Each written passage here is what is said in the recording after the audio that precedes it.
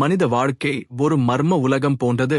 மனிதன் பகலில் அனுபவிக்கிறதே அவன் கண்களால் பார்க்கிறான், காதால் கேட்கிறான், மனதினால் உணர்கிறான். ஆனால் இரவு வந்து கண்மூடிக்கொண்டு தூங்கும்போது அவன் உலகம் மாறிவிடுகிறது. அந்த உலகம் கனவு உலகம். அங்கே எதுவும் சாத்தியமாகிறது. நம்மால் அடைய முடியாததை அங்கே அடைய முடிகிறது.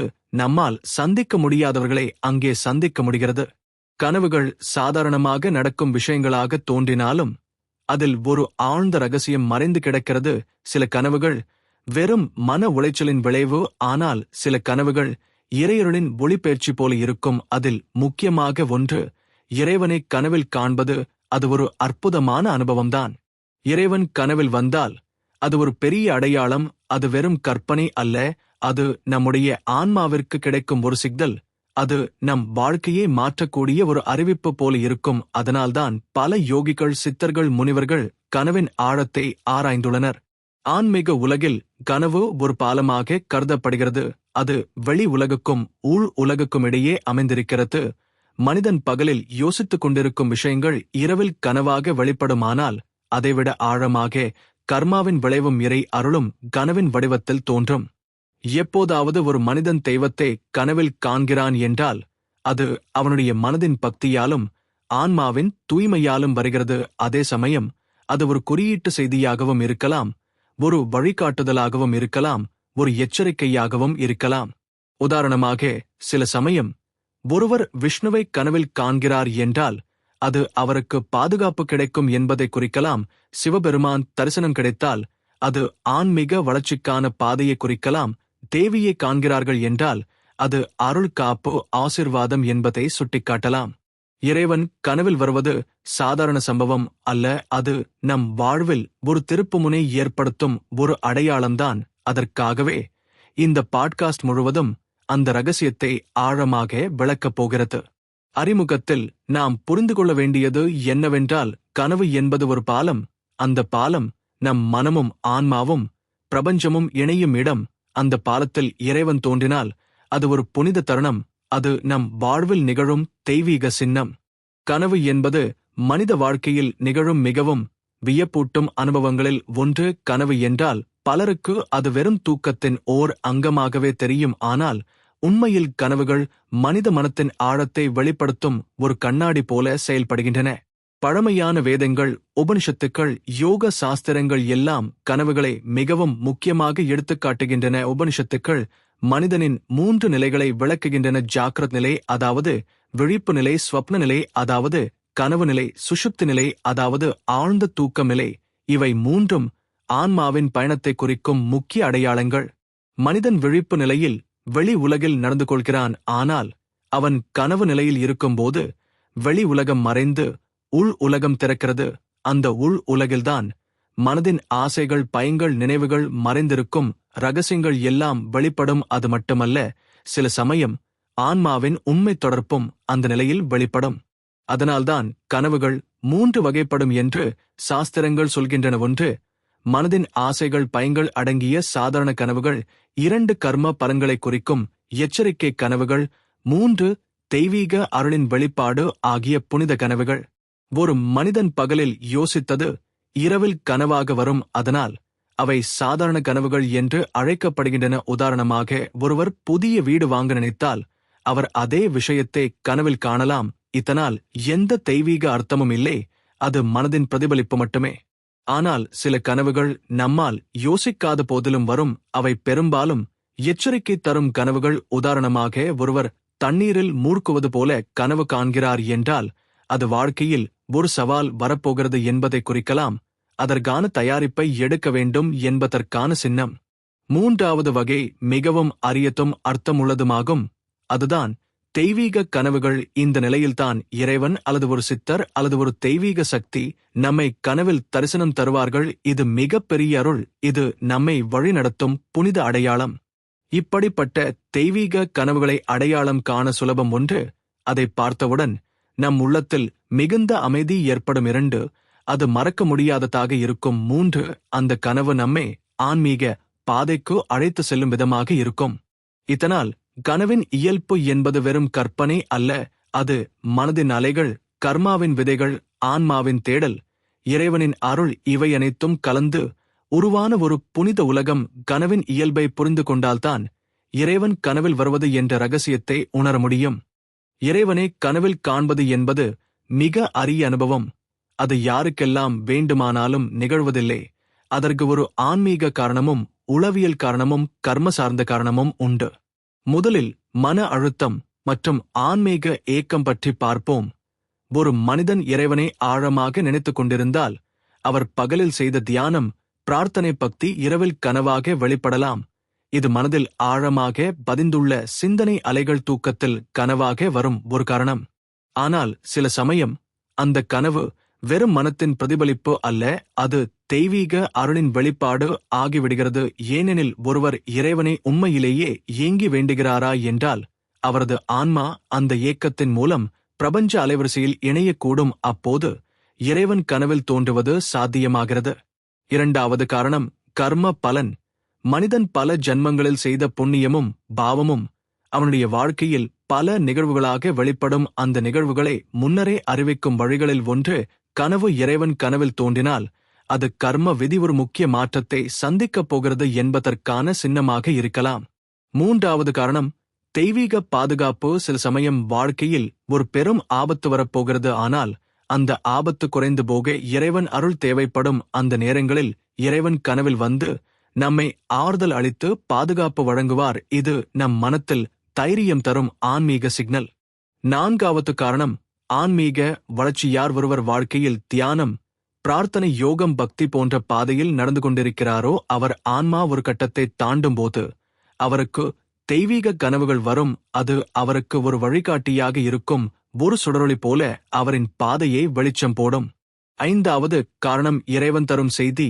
சில சமயம் இறைவன் கனவில் தோன்றுவது ஒரு குறிப்பிட்ட அறிவிப்பு அல்லது அறிவுரைக்காக இருக்கலாம். அது ஒருவரின் வாழ்க்கை முடிவுகளை மாற்றக்கூடியதாக இருக்கும். சில சமயம் ஒரு எச்சரிக்கை, சில சமயம் ஒரு ஆசி, சில சமயம் ஒரு வழிகாட்டுதல். இதனால் நாம் புரிந்து கொள்ள வேண்டியது என்னவென்றால் இறைவன் கனவில் தோன்றுவதற்கு 3 முக்கிய காரணங்கள் உள்ளன. 1 பக்தி மற்றும் ஆன்மீக ஏக்கம். 2 கர்ம விதி. 3 தெய்வீக அருள். இவற்றில் ஒன்றோ அல்லது பலவும் சேர்ந்தால்தான் அந்த புனித தரிசனம் நிகழும். பழமையான வேதங்கள், உபனிஷத்துக்கள், புராணங்கள் எல்லாவற்றிலும் கனவுகள் பற்றி ஆழமான குறிப்புகள் உள்ளன. கனவுகள் வெறும் கற்பனை அல்ல, அவை ஒரு தெய்வீக தகவல் பரிமாற்றமாகவும் கருதப்படுகின்றன. குறிப்பாக இறைவன் கனவில் தோன்றுவது ஒரு அரிய பாக்கியம் என சாஸ்திரங்கள் சொல்லுகின்றன. உபனிஷத்துக்களில் கனவு நிலையை ஸ்வப்ன அவஸ்தை என்று அழைக்கின்றனர். மனிதன் விழிப்பு நிலையிலும் தூக்க நிலையிலும் மட்டுமல்ல, கனவு நிலையிலும் ஆன்மா ஒருவிதமான அனுபவம் பெறுகிறது. அது பிரபஞ்சத்துடன் கொண்டுள்ள உளவியல் மற்றும் ஆன்மீக உறவை வெளிப்படுத்துகிறது. அந்த நிலையில்தான் தெய்வீக தரிசனங்கள் நிகழ முடியும் என்று கூறப்படுகிறது.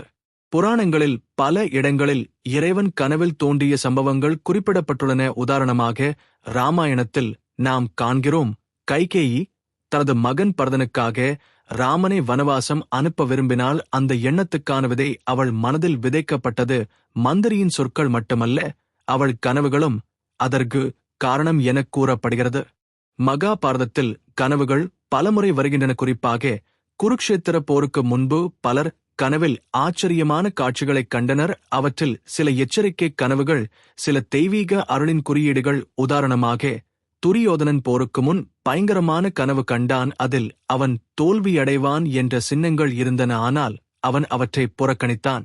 அதே சமயம் பல பக்தர்கள் கனவில் தெய்வத்தைக் கண்டார்கள். அதில் முக்கியமானது நாமதேவரின் அனுபவம்.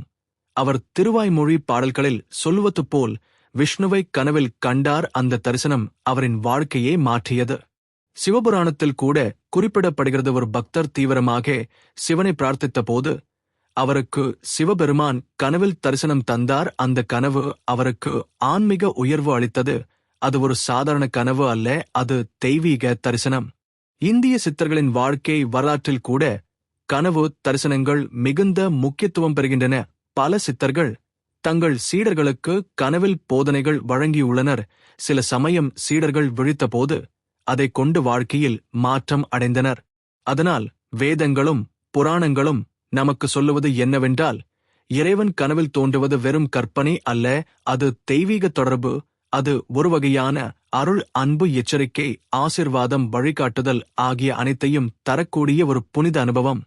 இறைவன் கனவில் தோன்றுவது எளிதான விஷயம் அல்ல, அது ஒரு தெய்வீக அறிகுறி என்பதை சாஸ்திரங்களும் ஆன்மீக நூல்களும் வலியுறுத்துகின்றன.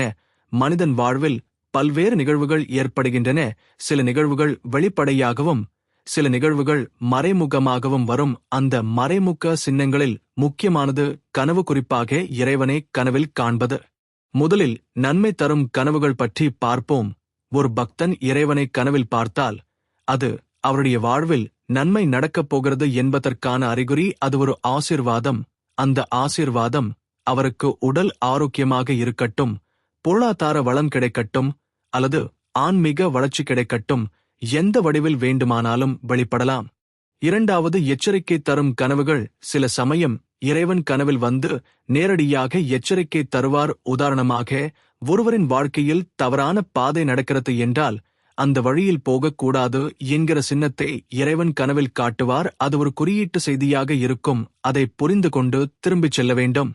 மூன்றாவது, வழிகாட்டுதலாக வரும் கனவுகள். சில சமயம் நாம் எடுத்துக்கொள்ள வேண்டிய முடிவுகள் பற்றி குழப்பத்தில் இருப்போம். அந்த நேரங்களில் இறைவன் கனவில் தோன்றி நம் வாழ்க்கைக்கு சரியான வழிகாட்டுதலை தருவார். அது ஒரு வகையில் ஒரு திசை மாற்றமாக இருக்கும். அந்த கனவை நம்பி நடைமுறையில் செயல்படுத்தினால் அது நமக்கு பெரிய பலனை தரும். இதற்கு உதாரணமாக பல பக்தர்களின் அனுபவங்கள் சொல்லப்படுகின்றன. சிலர் ஒரு ஆலயத்தை கட்ட வேண்டும் என்று கனவு கண்டுள்ளனர். பின்னர் அது நிஜமாகி அந்த இடம் புனித தலமாகிவிட்டது. சிலர் கனவில் ஒரு மந்திரம் கற்றுக்கொண்டனர். அது அவர்களின் ஆன்மீக வளர்ச்சிக்கு அடிப்படையாக இருந்தது. இவ்வாறு இறைவன் கனவில் தோன்றுவது ஒரு அறிகுறி. அது நமக்கு ஒரு செய்தி சொல்ல வந்திருக்கிறான் என்பதை உணர்த்துகிறது. ஆனால் அந்த செய்தியை நாம் எவ்வாறு புரிந்து கொள்கிறோம் என்பதே முக்கியம். தவறாக புரிந்து கொண்டால் அதன் அர்த்தம் மாறிவிடும். சரியாக புரிந்து கொண்டால் அது நம் வாழ்க்கையை உயர்த்திவிடும். எனவே கனவுகளை அலட்சியப்படுத்தக்கூடாது. அதில் வரும் தெய்வீக தரிசனங்களை புனிதமாக எண்ணி அதை ஒரு அருளாக ஏற்றுக்கொள்ள வேண்டும். அதனை வாழ்வில் நடைமுறைப்படுத்தும் போது அதுவே ஒரு தெய்வீக மாற்றத்தை ஏற்படுத்தும். இறைவன் கனவில் தோன்றிய உண்மையான சம்பவங்கள் பல உள்ளன. அவை அனைத்தும் பக்தர்களின் வாழ்க்கையை மாற்றியுள்ளன. அந்த அனுபவங்களை கேட்டாலே நம் மனதில் ஒரு புனித உணர்ச்சி ஏற்படும். அதே சமயம் அது நமக்கும் ஒரு உந்துதலாக இருக்கும். முதலில் நாமதேவரின் அனுபவத்தை பார்ப்போம். நாமதேவர் விஷ்ணுவை மிகுந்த பக்தியுடன் வழிபட்டார். அவர் அடிக்கடி கண்ணீர் மல்க இறைவனை அழைத்தார். ஒரு நாள் அவர் விஷ்ணுவை கனவில் கண்டார். அந்த தரிசனம் அவருக்கு பேரானந்தத்தை தந்தது. அது அவரது பக்தியே இன்னும் ஆழமாக்கியது. பின்னர் அவர் பாடிய பாடல்கள் இன்று வரை பக்தர்களுக்கு அருள் பொழிகின்றன. அதேபோல் திருவள்ளுவரை பற்றிய கதைகளிலும் காணலாம். அவர் ஆன்மீக உணர்ச்சியில் மூழ்கியிருந்தபோது கனவில் தெய்வீக அருள் பெற்றார் என்ற குறிப்புகள் உள்ளன. அவர் இயற்றிய திருக்குறள் அதன் வெளிப்பாடு என்று பலர் நம்புகின்றனர். மற்றொரு உதாரணம் சாமியார்களின் வாழ்க்கையில் காணப்படுகிறது. பல சாமியார்கள் தங்கள் சீடர்களிடம் சொன்னதுண்டு, தாங்கள் தெய்வத்தை கனவில் கண்டதாக. சில சமயம் அந்த தெய்வம் அவர்களுக்கு மந்திரம் கற்றுக் கொடுத்ததாகவும் சொல்லியுள்ளனர். இந்த மந்திரங்கள் பின்னர் பலரை ஆன்மீக வளர்ச்சிக்கு கொண்டு சென்றன. சித்தர்களின் வரலாற்றிலும் இப்படிப்பட்ட கனவுகள் அதிகம் காணப்படுகின்றன. சில சித்தர்கள் தெய்வத்தை கனவில் காண்பதோடு மட்டும் இல்லாமல் அவர்கள் செய்ய வேண்டிய பணி எப்படி இருக்க வேண்டும் என்பதையும் கனவில் அறிந்து கொண்டார்கள். அதன் பிறகுதான் அவர்கள் உலகுக்கு தங்கள் போதனைகளை வழங்கினர். சாதாரண மனிதர்களின் வாழ்க்கையிலும் இப்படிப்பட்ட அனுபவங்கள் இருக்கின்றன. பலர் கனவில் இறைவனை கண்டதாக சொல்லுகின்றனர். சிலர் காப்பாற்றும் அருளை பெற்றதாகவும் சிலர் தங்கள் வாழ்க்கை முடிவுகளை எடுத்ததாகவும் கூறியுள்ளனர். உதாரணமாக, ஒருவருக்கு விஷ்ணு கனவில் வந்து அவர் தொடங்கப் போகும் வேலை சரியானது என ஆசிர்வதித்தார். அந்த வேலை வெற்றி பெற்றது. இப்படி பக்தர்களின் அனுபவங்கள் நமக்கு கூறுவது என்னவென்றால், இறைவன் கனவில் தோன்றுவது ஒரு சின்ன விஷயம் அல்ல, அது வாழ்க்கையை மாற்றும் ஒரு அடையாளம். அது நம்மை இன்னும் ஆழமான பக்தி பாதைக்கு அழைத்து செல்கிறது. அந்த அனுபவங்கள் மூலம் நம்முடைய நம்பிக்கை பலப்படுத்தப்படுகிறது. ஆகையால் பிறர் அனுபவங்களை கேட்பது மட்டுமல்ல, நம்முடைய வாழ்க்கையிலும் கனவுகளின் அர்த்தத்தை உணர்ந்து அதனை புனிதமாக ஏற்றுக்கொள்ள வேண்டும். அதுவே நம்மை ஆன்மீக உச்சநிலைக்கு கொண்டு செல்லும். கனவுகள் மனித வாழ்க்கையில் ஒரு அற்புதமான பங்கு வகிக்கின்றன. ஆனால் ஒவ்வொரு கனவும் ஒரே மாதிரியான அர்த்தம் கொண்டதல்ல. சில கனவுகள் வெறும் மனதின் பிரதிபலிப்பு, சில கனவுகள் கர்ம விதியின் சின்னம், சில கனவுகள் தெய்வீக அருளின் வெளிப்பாடு. அதனால் அவற்றின் விளக்கம் மிகவும் கவனமாக செய்யப்பட வேண்டும். குறிப்பாக இறைவன் கனவில் தோன்றும் தருணங்கள் மிகப்பெரிய புனிதம் கொண்டவை. அதற்கான அர்த்தத்தை நம்மால் எவ்வாறு உணர முடியும் என்பதை இங்கே விரிவாக பார்ப்போம்.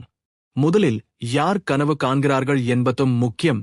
ஒரே கனவை 2 பேர் கண்டாலும் அவர்களின் வாழ்க்கை சூழ்நிலை, மனநிலை, பக்தி நிலை, கர்ம பிணைப்பு ஆகியவை வேறுபட்டிருக்கும். அதனால் அதற்கான விளக்கமும் மாறிவிடும். உதாரணமாக, ஒரு பக்தி நிறைந்த மனம் கொண்டவர் சிவபெருமானை கனவில் காண்கிறார் என்றால் அது அவருக்கு ஆன்மீக உயர்வு குறிக்கும். ஆனால் அதே கனவை பக்தி இல்லாத ஒருவர் கண்டால் அது அவருக்கான எச்சரிக்கையாக இருக்கலாம். இரண்டாவது, சூழ்நிலை மற்றும் நேரத்தின் தாக்கம். சில கனவுகள் அதிகாலை நேரத்தில் வரும். அவை பெரும்பாலும் உண்மைக்கு அருகில் இருக்கும் கனவுகள் ஆகும். அதற்கு காரணம், அந்த நேரம் பிரம்ம முகூர்த்தம். அந்த நேரத்தில் மனம் மிகவும் தூய்மையாக இருக்கும். அதனால் அப்போது வரும் கனவுகள் பெரும்பாலும் தெய்வீக அர்த்தம் தரும். அதே சமயம் இரவு நடுவில் அதிகமான உணவு சாப்பிட்டு தூங்கும்போது வரும் கனவுகள் வெறும் உடலின் பாதிப்பு, மன அழுத்தம் அல்லது சீர்குலைந்த சிந்தனைகள் மட்டுமே. மூன்றாவது, கனவின் குறியீட்டு அர்த்தங்கள். பல சமயம் இறைவன் நேரடியாக கனவில் தோன்றாமல் ஒரு சின்னத்தின் மூலம் அருளை பரிமாறுவார். உதாரணமாக, ஒருவர் சிவலிங்கத்தை கனவில் காண்கிறார் என்றால் அது சிவபெருமான் அருள் தருகிறார் என்பதை குறிக்கும். ஒருவர் தாமரை மலரை காண்கிறார் என்றால் அது லட்சுமி தேவியின் அருளை குறிக்கும். ஒருவர் தீபம் அல்லது ஒளி காண்கிறார் என்றால் அது ஆன்மாவின் தூய்மையையும் முன்னேற்றத்தையும் குறிக்கும். இவ்வாறு கனவுகள் எப்போதும் நேரடியாக அல்ல, சில சமயம் குறியீடுகளின் மூலமும் வெளிப்படும். நான்காவது, கனவின் உணர்ச்சி நிலை. சில கனவுகள் பயமூட்டும், சில கனவுகள் அமைதி தரும், சில கனவுகள் ஆனந்தம் தரும். இறைவனை கனவில் கண்டால் அந்த தருணத்தில் நமக்கு என்ன உணர்ச்சி வருகிறது என்பதே முக்கியம். அது பயம் இல்லாமல் பேரின்பம் தருகிறதா, அது அமைதி தருகிறதா, அது நமக்கு வழிகாட்டுதலாக தோன்றுகிறதா என்பதே அதன் அர்த்தத்தை நிர்ணயிக்கும். ஐந்தாவது, கனவின் தொடர்ச்சி. சில கனவுகள் ஒருமுறை மட்டும் தோன்றும், ஆனால் சில கனவுகள் மீண்டும் மீண்டும் வரும். அவை மிகவும் முக்கியமானவை, ஏனெனில் ஒரே கனவு தொடர்ந்து நிகழும்போது அது சாதாரண கற்பனை அல்ல, அது பிரபஞ்சம் நமக்கு சொல்ல முயற்சிக்கும் செய்தி. அந்த செய்தியை நாம் புறக்கணிக்க கூடாது. ஆறாவது, நம் வாழ்க்கையுடன் தொடர்பு. கனவு எப்போதும் தனித்ததாக இல்லை, அது நம் வாழ்க்கையுடன் பிணைந்திருக்கிறது. இறைவன் கனவில் தோன்றினால் அது நம் தற்போதைய நிலைக்கு சம்பந்தப்பட்டதாக இருக்கும். உதாரணமாக, ஒருவர் துயரத்தில் இருக்கிறார். அவர் இறைவனை கனவில் கண்டால் அது அவருக்கு ஆறுதல் தரும் அருளாக இருக்கும். ஒருவர் பெரிய முடிவெடுக்கப் போகிறார். அவர் இறைவனை கண்டால் அது அவருக்கு சரியான பாதையை தெரிவிக்கும் சின்னமாக இருக்கும். ஏழாவது, கனவின் பிறகு மனநிலையில் ஏற்படும் மாற்றம். இது மிக முக்கியம். ஒருவர் தெய்வீக கனவு கண்ட பிறகு அவர் உள்ளத்தில் திடீர் மாற்றம் ஏற்படுகிறதா, அவர் மேலும் பக்தி அதிகரிக்கிறதா, அவர் மனதில் ஒரு பயம் நீங்குகிறதா, அவர் வாழ்வில் ஒரு புதிய நம்பிக்கை உருவாகுகிறதா என்றால் அது உண்மையான தெய்வீக கனவு. அதற்கு நாமும் அர்த்தம் அளித்து அதை வாழ்வில் நடைமுறைப்படுத்த வேண்டும். எட்டாவது, தியானம் மற்றும் ஜெபம். கனவு விளக்கத்தில் முக்கியம். ஒரு கனவின் அர்த்தத்தை தெளிவாக அறிய முடியாத போது தியானம், ஜெபம், பிரார்த்தனை மூலம் அதற்கான வழிகாட்டுதல் கிடைக்கலாம். சில சமயம் அதே இறைவன் மீண்டும் கனவில் தோன்றி விளக்கம் தருவார். சில சமயம் நம் உள்ளுணர்வு அதன் அர்த்தத்தை வெளிப்படுத்தும். ஒன்பதாவது, கனவின் வெளிப்பாடுகளை சாஸ்திரங்கள், உதாரணமாக உபனிஷத்துக்கள், கனவு நிலையே ஆன்மாவின் பயணமாக கூறுகின்றன. கனவில் காணப்படும் தெய்வம் ஆன்மாவிற்கு அருளை வழங்குவதாகவே கருதப்படுகிறது. அதேபோல் புராணங்களில் வரும் கனவுகளின் கதைகள் நமக்கு வழிகாட்டுதலாக இருக்கின்றன. அதனால் நாமும் அந்த சாஸ்திர பாரம்பரியத்தின் அடிப்படையில் நம் கனவுகளை விளக்கிக் கொள்ளலாம். பத்தாவது, கனவின் அர்த்தத்தை எளிதில் யாரிடமும் சொல்லக்கூடாது என்ற ஒரு மரபு உண்டு. காரணம், சில கனவுகள் மிகவும் புனிதமானவை. அவற்றை வெளிப்படுத்தாமல் உள்ளத்தில் வைத்துக்கொண்டு அதற்கான நடைமுறை மாற்றத்தை செய்வதே சிறந்தது. அதே சமயம் நமக்கு புரியாத கனவுகளை சாஸ்திரத்தில் தேர்ச்சி பெற்ற ஒரு ஆன்மீக குருவிடம் சொல்லலாம். அவர்களே சரியான விளக்கம் தருவார்கள். இதனால் நாம் புரிந்து கொள்ள வேண்டியது என்னவென்றால், கனவின் விளக்கம் என்பது சுலபமான விஷயம் அல்ல, அது ஆழமான ஆன்மீக அணுகுமுறை தேவைப்படும். குறிப்பாக இறைவன் கனவில் தோன்றும் போது அது நம் வாழ்க்கைக்கு மிகவும் முக்கியமான அறிகுறி அதற்கான அர்த்தத்தை சரியாக உணர்ந்து அதை வாழ்வில் பயன்படுத்தினால் அது நம்மை ஆன்மீக உச்சநிலைக்கு அழைத்து சென்றுவிடும். கனவு என்பது ஒரு தனி உலகம், ஆனால் அது நிஜ வாழ்க்கையோடு தொடர்பில்லாதது அல்ல. நிஜ வாழ்க்கையில் நாம் அனுபவிக்கும் பல விஷயங்கள் கனவுகளில் பிரதிபலிக்கின்றன. அதேபோல கனவுகளில் காண்பதனால் நம் வாழ்க்கையிலும் பெரும் மாற்றங்கள் ஏற்பட முடியும். குறிப்பாக இறைவன் கனவில் தோன்றும் தருணங்கள் நம் வாழ்வியல் முக்கியமான திருப்பு முனையாக மாறக்கூடியவை. முதலில் கனவிலிருந்து வழிகாட்டுதலை எடுத்து வாழ்வில் பயன்படுத்துவது பற்றி பார்ப்போம். ஒருவர் ஒரு கடினமான சூழ்நிலையில் இருக்கிறார், எவ்வாறு முன்னேறுவது என தெரியாமல் தவிக்கிறார். அந்த நேரத்தில் அவர் இறைவனை கனவில் காண்கிறார். அந்த தரிசனம் அவருக்கு மன வலிமை தருகிறது. அது வெறும் கனவு என்று கருதி புறக்கணித்தால் பயன் இல்லை. அந்த அர்த்தத்தை உணர்ந்து அதை வாழ்க்கையில் நடைமுறைப்படுத்தினால் அது வெற்றி தரும். உதாரணமாக, ஒருவர் சிவபெருமானை கனவில் காண்கிறார். அந்த தருணத்தில் அவர் மிகுந்த சிரமத்தில் இருக்கிறார் என்றால் அது அவருக்கு சாமர்த்தியம், தைரியம் தேவை என்பதை குறிக்கிறது. அவர் அதை உணர்ந்து தன்னம்பிக்கையுடன் நடந்தால் சிக்கல் தீர்ந்துவிடும். இரண்டாவது, மன அமைதி மற்றும் தியானம். கனவுக்கு தரும் தெளிவு. கனவு என்பது மனதின் பிரதிபலிப்பு. அதனால் மனம் தூய்மையாக இருந்தால் கனவுகளும் தூய்மையாக இருக்கும். ஒருவர் தியானத்தில் தொடர்ந்து ஈடுபடுகிறார் என்றால் அவரின் கனவுகள் ஆழமான அர்த்தமுள்ளவையாக இருக்கும். அந்த கனவுகளில் தெய்வீக தரிசனங்கள் அதிகம் நிகழும். அதேபோல் ஒருவர் தினமும் பிரார்த்தனை செய்து தூங்கினால் அவரின் கனவு ஒரு புனித வெளிச்சமாக இருக்கும். அவர் அதில் பெரும் செய்தி அவரது வாழ்க்கைக்கு மிகுந்த தெளிவையும் அமைதியையும் தரும். மூன்றாவது, கனவின் பின்னால் மறைந்திருக்கும் தெய்வீக ஆசி. கனவுகளில் இறைவன் தோன்றுவது வெறும் காட்சியே அல்ல, அது ஒரு ஆசிர்வாதம். அந்த ஆசிர்வாதம் உடனடியாக வெளிப்படாமல் இருந்தாலும் அது வாழ்க்கையில் மெதுவாக வெளிப்படும். ஒருவர் விஷ்ணுவை கனவில் காண்கிறார். அவர் வாழ்வில் ஏற்பட்டிருந்த பிரச்சனைகள் சில காலத்தில் தானாக சரியாகி விடுகின்றன. அவர் அதை தெய்வீக அருளாக உணர்ந்தால் அவரின் நம்பிக்கை இன்னும் பலப்படும்.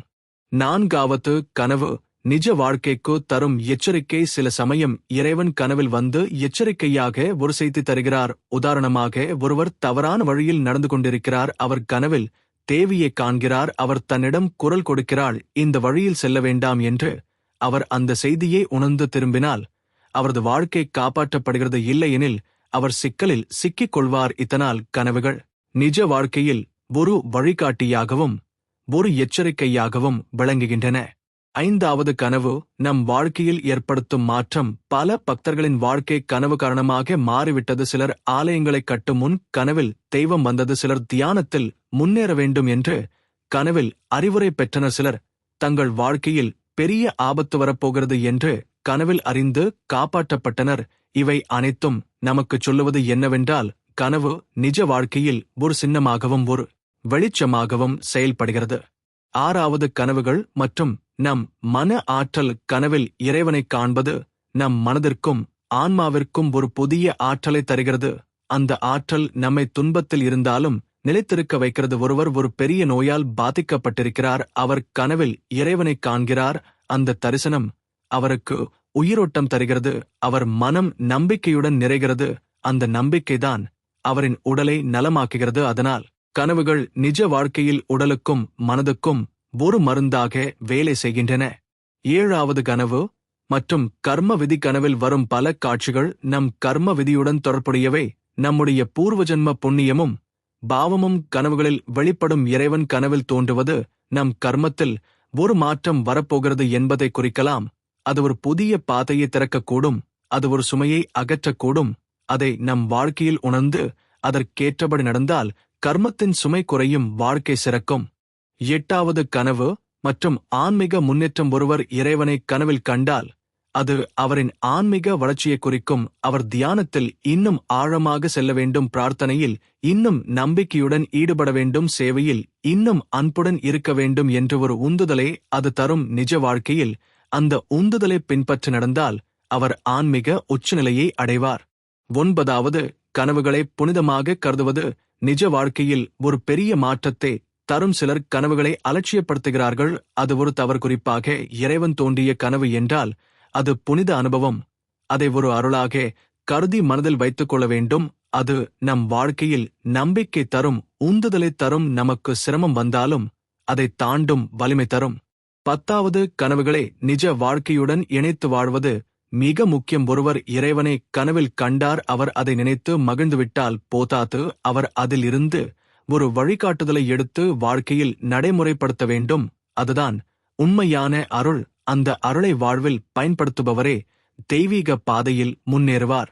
ஆகையால் கனவு மற்றும் நிஜ வாழ்க்கை இரண்டு பிரிந்தவை அல்ல, அவை ஒன்றுடன் ஒன்று இணைந்திருக்கும். இறைவன் கனவில் தோன்றுவது நிஜ வாழ்க்கைக்கு ஒரு செய்தி, அது நம் ஆன்மாவுக்கு ஒரு அருள், அது நம் வாழ்வில் ஒரு மாற்றத்தை ஏற்படுத்தும் ஒரு வழிகாட்டுதல். அந்த கனவை நமக்கு தந்த அருளாக கருதி பின்பற்றினால் நம் வாழ்க்கை புனிதமாக மாறும். கனவு என்றால் பலருக்கும் அது ஒரு மர்மம் போல் தோன்றுகிறது. ஆனால் அறிவியல் உலகம் அதை வெறும் மூளையின் செயல்பாடாக கருதுகிறது. கனவு என்பது தூக்கத்தின் போது மனதில் நடக்கும் காட்சிகளின் தொடர்ச்சி என்று விஞ்ஞானிகள் கூறுகிறார்கள். மனிதன் தூங்கும்போது அவனது மூளை முழுமையாக ஓய்வெடுக்காது, குறிப்பாக ரெம் ஸ்லீப் என்று அழைக்கப்படும் நிலைமையில் மூளை மிகவும் செயலில் இருக்கும். அந்த நேரத்தில் நம் மனதில் உள்ள சிந்தனைகள், நினைவுகள், உணர்வுகள் எல்லாம் கலந்துவிடும். அதன் விளைவாக கனவு உருவாகிறது. ஆனால் இதுவே முழு உண்மை என்று சொல்ல முடியாது.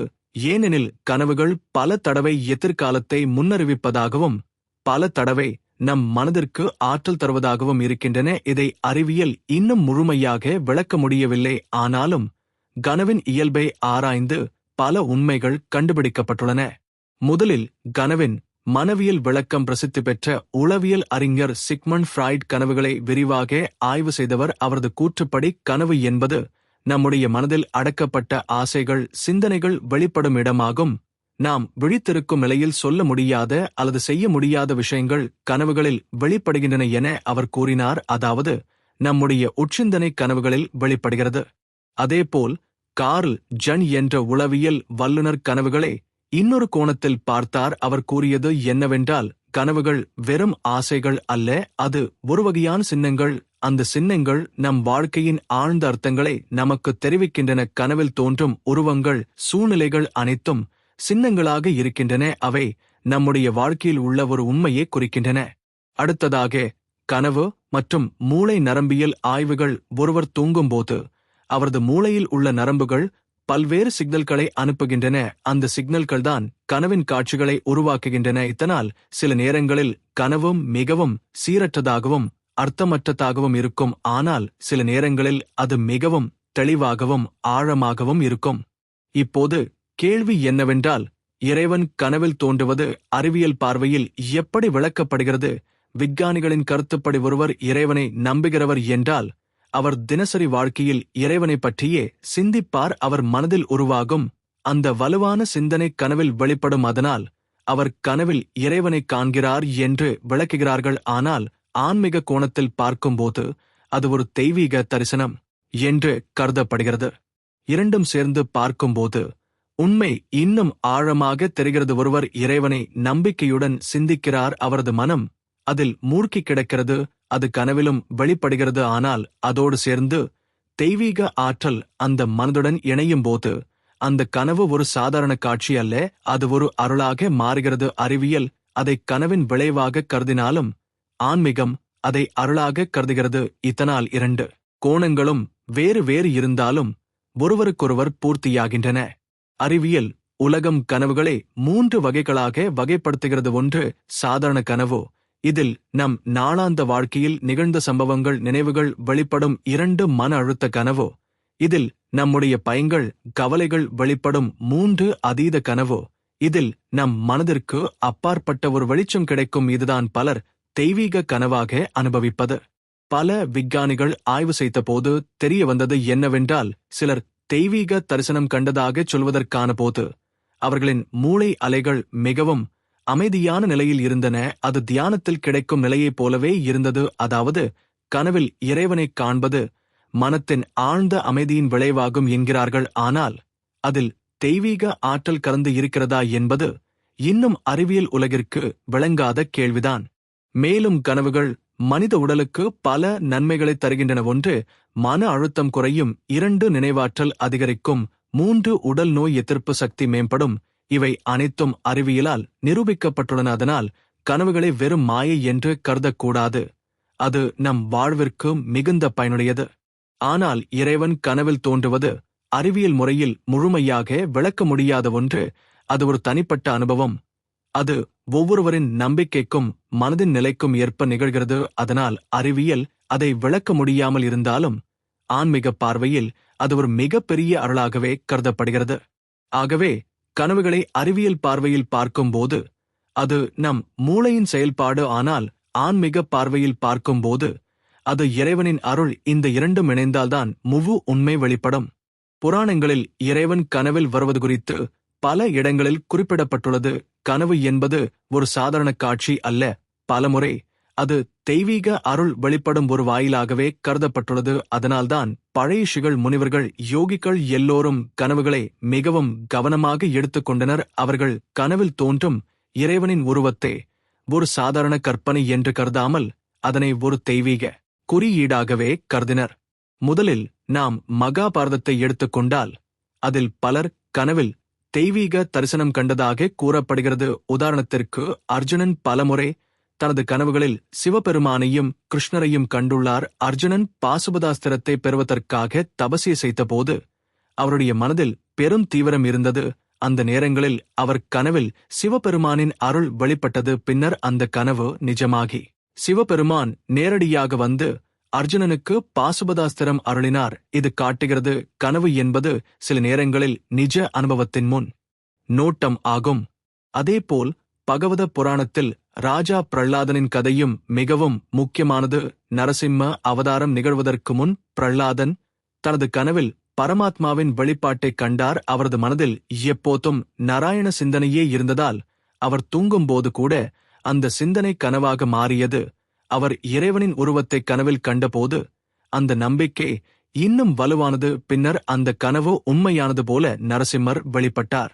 பிறகு இராமாயணத்தில் வரும் கதை, சீதை தேவி அசோக வாடிகையில் சிறைப்பட்டிருந்த போது மிகுந்த துயரம் அடைந்தார். அந்த நேரத்தில் அவர் தூங்கிய போது கனவில் இராமரின் தரிசனம் கிடைத்ததாக சொல்லப்படுகிறது. அந்த தரிசனம் அவருக்கு ஆற்றலாகவும் நம்பிக்கையாகவும் இருந்தது. அவர் விழித்த பின்பும் அந்த கனவின் சக்தியால் மனம் உறுதியடைந்தார். இதுவே தெய்வீக கனவின் சக்தி. அதேபோல் புராணங்களில் ராஜா ஜானகனின் கனவு மிகவும் பிரசித்தமானது. சீதை பிறக்கும் முன்பு அவர் ஒரு கனவு கண்டார். அந்த கனவில் பூமி தாயின் அருளால் ஒரு தெய்வீக குழந்தை பிறப்பது பற்றி வெளிப்பட்டது. பின்னர் அது நிஜமாகி சீதை பூமியிலிருந்து தோன்றினார். இதனால் பலமுறை கனவுகள் வரவிருக்கும் நிகழ்வுகளை முன்னறிவிக்கின்றன என்பதை காணலாம். மற்றொரு சிறப்பான நிகழ்வு பக்த பாண்டுரங்க புராணங்களில் வருகிறது. வித்தோபா அல்லது பாண்டுரங்கனை வழிபடும் பக்தர்கள் கனவில் அவருடைய தரிசனத்தை அடைந்ததாக கூறப்படுகின்றது. பக்த புராணங்களில் எப்போதும் இறைவன் தனது பக்தர்களின் ஆழ்ந்த விருப்பத்திற்கு பதிலளிக்க கனவில் தோன்றுவார் என்று குறிப்பிடப்பட்டுள்ளது. அதில் முக்கியமாக நாமதேவ் மற்றும் ஏக்நாத் போன்ற சாந்தர்கள் கனவுகளில் இறைவனின் அருள் வெளிப்பட்டதாக சொல்கிறார்கள். இதேபோல் தென்னிந்திய புராணங்களிலும் இதே உண்மையைக் காணலாம். திருவிளையாடல் புராணத்தில் பல இடங்களில் சிவபெருமான் தனது பக்தர்களின் கனவுகளில் தோன்றி அவர்களுக்கு அருள் தந்ததாக குறிப்பிடப்படுகிறது. உதாரணத்திற்கு மதுரை மீனாட்சியம்மன் ஆலயத்திற்கான கட்டுமானம் தொடங்கும் போது சிவபெருமான் சிலரின் கனவுகளில் தோன்றி ஆலயத்தின் அமைப்பை பற்றி அறிவுறுத்தியதாக கூறப்படுகிறது. பின்னர் அது நிஜமாகி ஆலயம் அதே மாதிரி கட்டப்பட்டது. இது கனவு ஒரு தெய்வீக வழிகாட்டுதல் என்ற உண்மையை காட்டுகிறது. மீண்டும் விஷ்ணு புராணத்தில் வரும் கதைகள் பெரிதாக சொல்லத்தக்கவை. பல அரசர்கள் விஷ்ணுவின் தரிசனத்தை கனவுகளில் கண்டார்கள். அதன்படி ஆலயங்களை கட்டினார்கள். சிலர் விஷ்ணுவின் அருளால் கனவில் திருவடியைக் கண்டனர். பின்னர் அதைத் தொடர்ந்து அவர்கள் வாழ்க்கை மாறியது. அதேபோல் தமிழ் சித்தர்கள் கூட கனவின் முக்கியத்துவத்தை பற்றி கூறியுள்ளனர். அவர்களுக்கு கனவு என்பது வெறும் தூக்கத்தின் காட்சி அல்ல, அது ஆன்மாவின் வெளிப்பாடு. சித்தர்கள் பலரும் கனவில் தங்கள் குருவின் தரிசனம் கண்டதாகவும் அந்த தரிசனம் அவர்களின் ஆன்மீக பயணத்தை உயர்த்தியதாகவும் குறிப்பிட்டுள்ளனர். இவ்வாறு பார்க்கும்போது புராணங்களில் இறைவன் கனவில் தோன்றுவது எப்போதும் அருளாகவே கருதப்படுகிறது. அது ஒருவரின் வாழ்க்கையை மாற்றக்கூடிய அளவு சக்தி கொண்டது.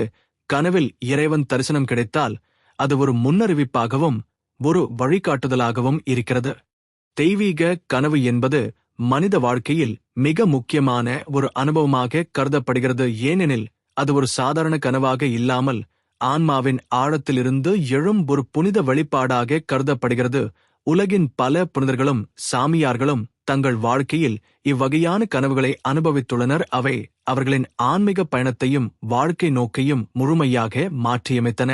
பெரும்பாலான பக்தர்களுக்கு இறைவன் கனவில் தோன்றும்போது அது அவர்களின் மனதில் ஒரு பேரானந்தத்தையும் உறுதியையும் தருகிறது.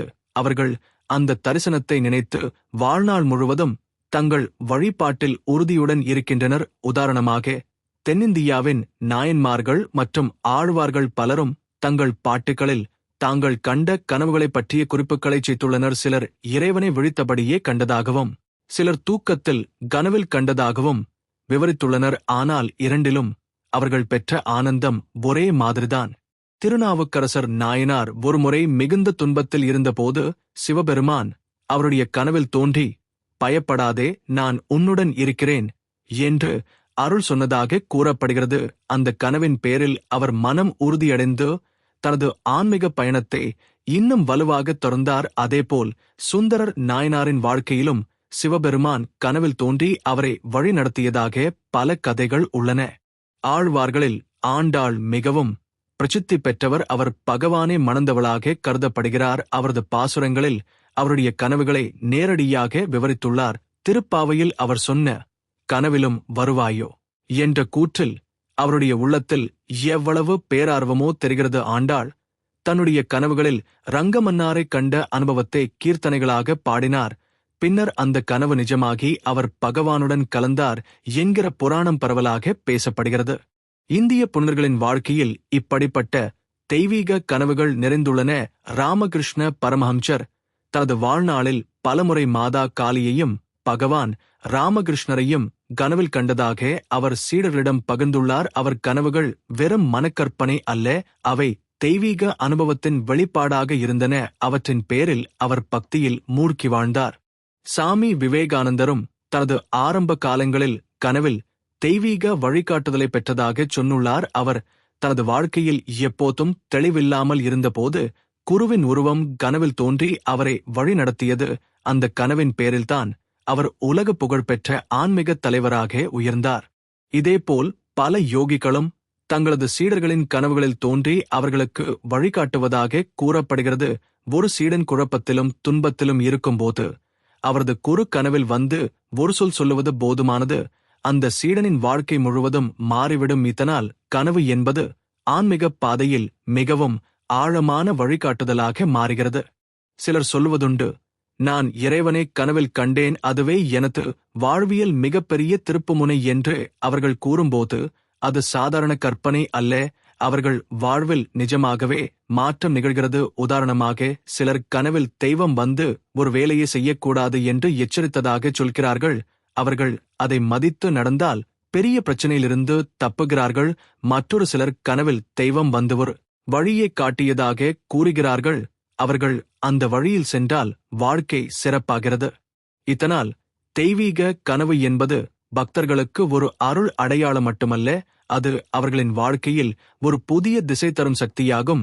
மனிதன் தனியாக யோசித்து பார்க்க முடியாத பல விஷயங்களை இறைவன் கனவின் வழியாக சொல்லித் தருகிறார். அது ஒரு தெய்வீக குறியீட்டாகவும் கர்ம பாதையின் சுட்டியாகவும் கருதப்படுகிறது.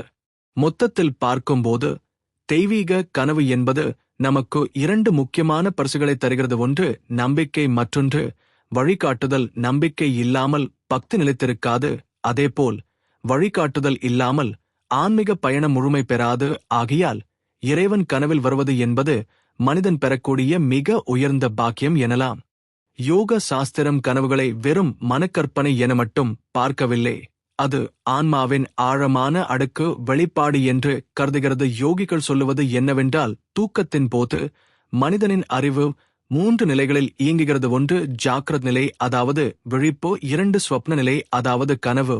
3 சுஷுப்தி நிலை, அதாவது ஆழ்ந்த தூக்கம். இந்த 3 நிலைகளுக்கும் மேலாக இன்னொரு நிலை உள்ளது, அது துரிய நிலை. அதுதான் பரம ஆனந்தத்தின் நிலை. அந்த நிலைக்குதான் யோகிகள் செல்ல விரும்புகிறார்கள். கனவு நிலை என்பது மனிதனின் உள்மனதைக் காட்டும் ஒரு கண்ணாடி போன்று இருக்கிறது. நாம் அடக்கி வைத்திருக்கும் எண்ணங்கள், நம் பயங்கள், நம் ஆசைகள் எல்லாம் கனவில் வெளிப்படும். ஆனால் அந்த கனவுகளில் சில தெய்வீக ஒளி கொண்டிருக்கும். அவைதான் சாஸ்திரத்தில் தெய்வீக கனவு என்று அழைக்கப்படுகின்றன. அவை சும்மா நம் மனக்கற்பனையால் தோன்றுவதில்லை, அது பிரபஞ்சசித்தின் வெளிப்பாடு. உபனிஷத்துக்கள் கூறுவது, கனவில் காணப்படும் தெய்வீக அனுபவம் சாதாரணமல்ல, அது ஆன்மாவின் பயணத்தில் ஒரு படிக்கட்டாக இருக்கிறது. அது நம்மை விழிப்புணர்ச்சியிலிருந்து ஆன்மீக உணர்ச்சிக்கு அழைத்துச் செல்கிறது. ஒரு யோகி சொல்வார், தெய்வம் கனவில் தோன்றுவது என்றால் அவர் சித்தம் தூய்மையானது, அவர் உள்ளம் பக்தியில் முழுவதும் மூழ்கியுள்ளது, அதனால்தான் அந்த தெய்வீக சக்தி அவரிடம் வெளிப்படுகிறது. இதன் அடிப்படையில் நாமும் ஒரு முடிவுக்கு வரலாம், இறைவன் கனவில் தோன்றுவது ஒரு பெரிய பாக்கியம். அது நம்முடைய வாழ்வை மாற்றும் சக்தி கொண்டது. அந்த தரிசனம் கிடைக்கும்போது அதை சாதாரணமாக எடுத்துக்கொள்ளக்கூடாது. அதனை நம் வாழ்க்கையில் ஒரு புதிய திசை காட்டும் விளக்காக ஏற்றுக்கொள்ள வேண்டும். இறைவன் கனவில் தோன்றும்போது அதனை நாமும் பின்பற்ற வேண்டிய ஒரு சில அடிப்படைகள் உள்ளன. முதல், அந்த கனவின் அர்த்தத்தை சிந்தித்து அதனை வாழ்க்கையில் பயன்படுத்த வேண்டும். இரண்டாவது, அந்த கனவை நம் பக்தியை வளர்க்கும் விதமாக கருத வேண்டும். மூன்றாவது, அந்த கனவை அருள் அடையாளம் என்று மதித்து அதற்கு நன்றி சொல்ல வேண்டும். இவ்வாறு நடந்தால் அந்த கனவு நம்மை இன்னும் உயர்ந்த ஆன்மீக நிலைக்கு கொண்டு செல்லும். ஆகவே சொல்லப்போனால், தூக்கத்தில் இறைவன் வருவது என்பது மனிதனின் வாழ்வில் மிக உயர்ந்த ஒரு அடையாளம். அது சாத்தியமாகும்போது அதனை புனிதமான அருளாக ஏற்று அந்த வழியில் வாழ்க்கையை நடத்தினால் நிச்சயம் அந்த மனிதன் ஆன்மீக உச்சத்தை அடைவான்.